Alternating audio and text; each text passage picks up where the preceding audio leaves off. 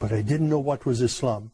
And I didn't know who was the Prophet Muhammad, peace be upon him, until I arrived in Jeddah, Saudi Arabia, about 6 years ago now.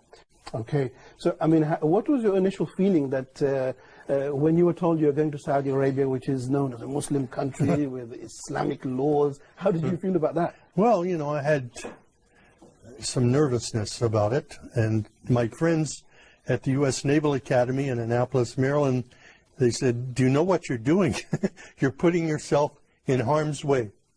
You're going to get kidnapped. Somebody's going to cut your throat. So when I arrived in Saudi Arabia, I was scared to death. I didn't know quite what to expect. But when I left the United States, I said, God, my mind is open. I don't know what is Islam. SubhanAllah. I've never been in an Islamic country before.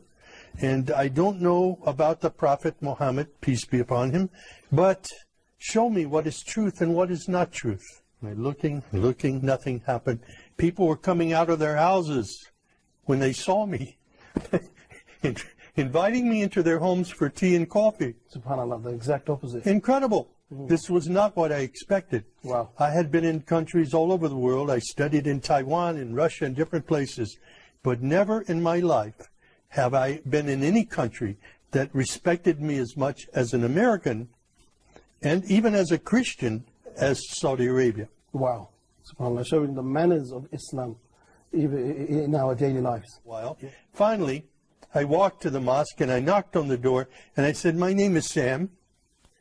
I'm a Christian from the United States. Is it okay if I come inside? And the Muaddin, Shafiq Zubair, he hugged me, wow, and he said, please, come in. And I sat there for 3 days in the back of the mosque, looking and observing and watching people pray. And then I asked Shafiq, can you teach me to pray like a Muslim? And he taught me the first surah of the Quran, Alhamdulillahi Rabbil Alameen. It was such a blessing. I was memorizing only sounds, but then I would look and I would try to figure out what each sound meant.